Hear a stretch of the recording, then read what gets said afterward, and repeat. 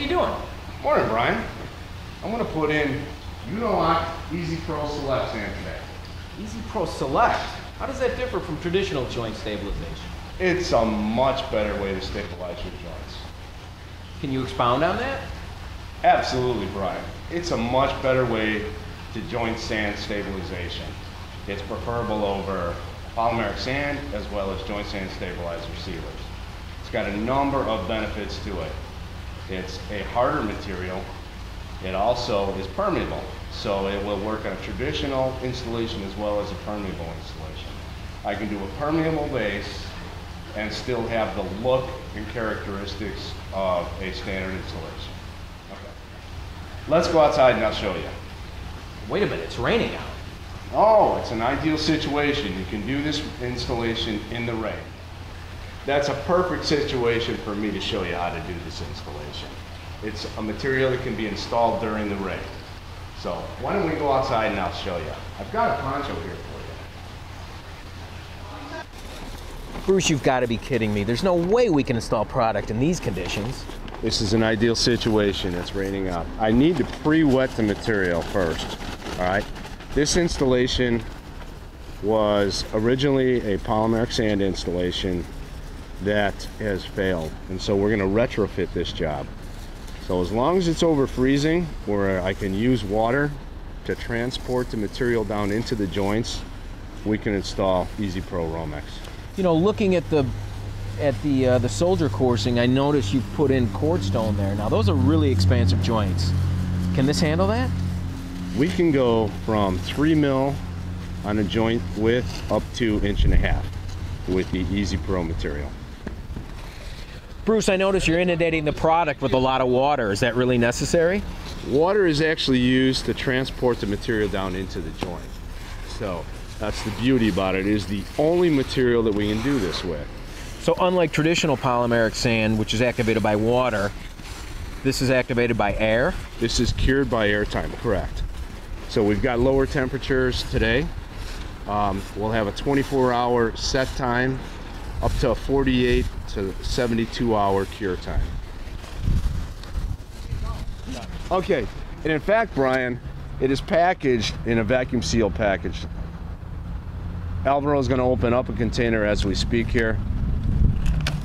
And the whole intent, again, is to prevent air from entering the material prematurely. We'll go over how to save the material and retain it into an airtight container as we finish. And what kind of package does that come in? How big is this? That's a 33-pound container of pre-mixed sand. So again, no mixing, don't need to worry about weather conditions nor the temperatures above 32. So I think it's safe to say with coverage, polymeric sand generally comes in a 50-pound bag. Is it safe to say you get 2/3 the amount of coverage with the 33-pound pail? We're going to get exactly that. I think that's an accurate statement. Bruce, I notice your guys are using a squeegee. Does this prove to be a savings in labor? Actually, in comparison to polymeric sand, I would say yes, Brian.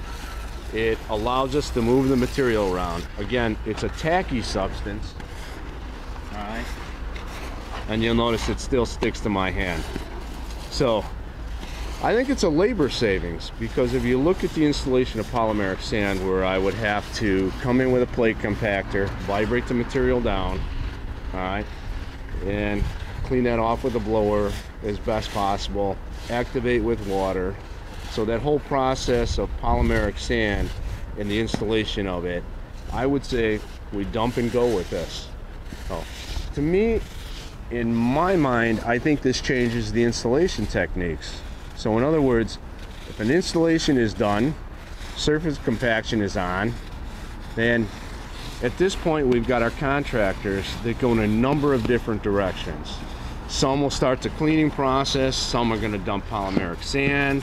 So I think what Romex does is gives the contractor an ability to do his installation, and as he's cleaning it, right behind him, they're installing Romex sand. I think it's safe to say that EasyPro is a substantial labor savings for the contractor. I'd agree with that, Brian. I think it makes it a lot smoother on an installation. You're not worried about weather conditions. It's something you can go in after the installation is done. A cleaning process is achieved, and then installation of stabilized joint sand goes in immediately after. Bruce, I notice you have a couple of brooms here. How does this factor into the application? That's a good question, Brian. We're going to need a fine bristle broom to clean the surface as it begins to set, okay? I've got, because there's quartz stone involved and I want to rake the depth of that sand level down a little bit, I'll use a coarser bristle broom to achieve that.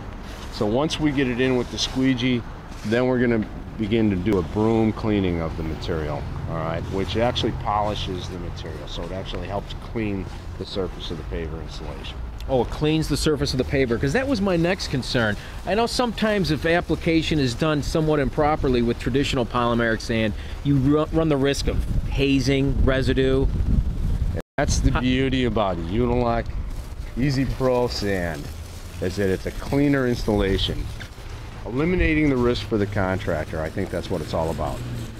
Okay, so we've shown that the product is actually a significant savings on labor, and there's almost that unwritten insurance policy when it comes to hazing and residue. Exactly.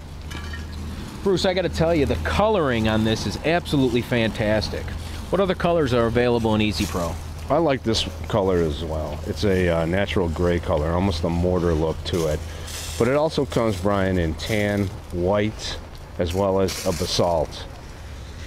Bruce, with such a unique product, I know there's always a concern of waste. Is waste a factor?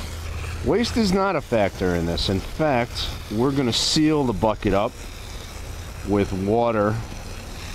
Again, we're talking about air cure, and we're preventing that from happening by encasing this in water. So there is no waste. So basically the moisture will keep that usable again. What we're watching is the final step here. They're sweeping up the excess, and as we showed before, we're going to store it in a bucket with water to be used later on later applications. I mean, you can really see how carefree this product really is. I know we've touched on the workability of this product, but this is really a great example of an area that's roughly 250 square feet that's been completed in about 15 minutes.